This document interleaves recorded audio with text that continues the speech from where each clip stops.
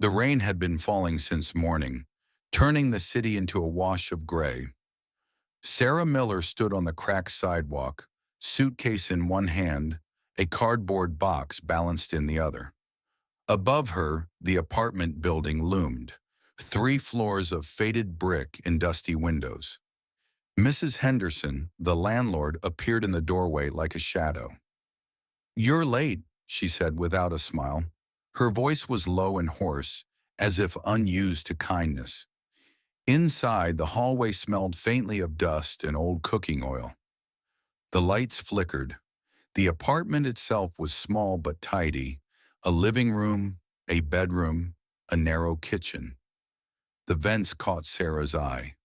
Old cast-iron grates, painted over so many times that the edges were rounded.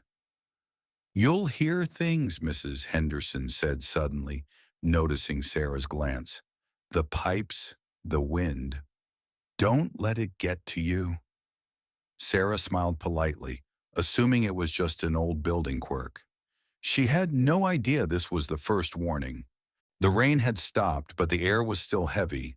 Sarah lay in bed scrolling through her phone. Somewhere in the building a door slammed. Pipes groaned. Then faintly she heard it. Breathing. Slow. Uneven. Coming from the vent near her bed. She froze, straining to hear. It stopped the moment she sat up. After a moment she told herself it was her imagination, pulled the blanket over her head, and tried to sleep. Over coffee the next morning, Sarah called Ethan. "You ever hear weird noises in your apartment?" she asked, trying to sound casual. "You live in a 100-year-old building, Sarah," Ethan replied. "Of course you're going to hear weird stuff. Old metal expands, air currents whistle, science." She laughed, but her eyes kept drifting to the vent in the corner. It was 2:17 a.m. Sarah woke to the sound of breathing again, closer this time. She turned toward the vent. The darkness behind the grate seemed deeper. Then a whisper. "Sarah!" She bolted upright, heart pounding. No one was there. No footsteps in the hall. Only the faint rattle of the vent cover, swaying slightly as if touched from inside.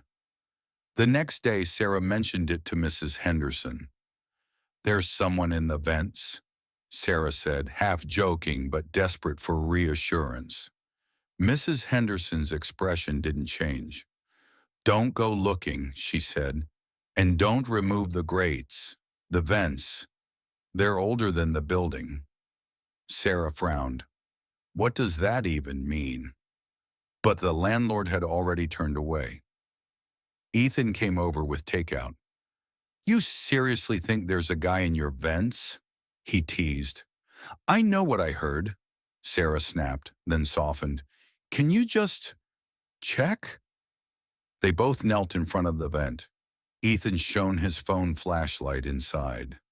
The beam faded into darkness after just a few feet, too deep for a normal duct. "Creepy," he admitted, "but empty." When they walked away, neither noticed the faint glint of an eye deep inside, watching. 2 nights later, Sarah woke to a new sound. Not breathing this time, scratching. Long, slow drags of fingernails against metal.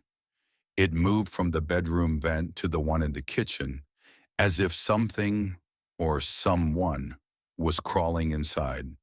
She sat in the dark, clutching her phone. Her breath caught when the scratching stopped right behind her bedroom vent. Then, nothing. The next morning, Sarah went downstairs to check the mailbox and overheard 2 neighbors whispering. "Thought she just left without saying anything." "Didn't you hear? They never found her." Sarah asked who they were talking about. "Girl in 3B, one said. "Before you moved in." Sarah's stomach twisted. That was her apartment. That night, Sarah dug through a drawer in the kitchen and found a crumpled photo taken in her bedroom. In the background, the vent was open, And if you look closely, you could see the faint outline of a man's face in the shadows. Ethan came over again. Sarah showed him the photo. "It's probably just a trick of the light," he said, but his voice lacked conviction. They decided to unscrew the vent despite Mrs. Henderson's warning. When the cover came off, a rush of cold, damp air spilled out. The duct was far wider than it should have been, big enough for a person to crawl through. And it didn't smell like dust. It smelled like rot. While Ethan held the flashlight, Sarah leaned into the vent. The beam revealed torn scraps of fabric, a cracked mirror, and something small and pale, a human tooth. Before she could react, the light flickered and went out. They both stumbled back. Somewhere deep in the vents, something shifted. The next night, Ethan didn't answer her calls. Sarah sat in the living room with all the lights on. The vents were silent. At 2:46 a.m., her phone buzzed. An incoming video call from Ethan. She answered, but the screen was black. Then faintly, she heard his voice. "Sarah, he's in the walls." The call cut off. The vents erupted with noise, scratching, banging, the sound of someone crawling rapidly toward her. She ran to the door, but it wouldn't open. Something inside the vent near the floor was forcing itself out. Hands, pale and thin, groping along the carpet. Sarah backed into the bedroom. The man emerged halfway from the vent. Filthy skin, stringy hair, eyes wide and unblinking. He smiled. "You're not supposed to be here," he whispered. Before she could scream, he lunged. The world went black. The camera fades in on Mrs. Henderson showing the apartment to a young couple. "It's small but cozy," she says.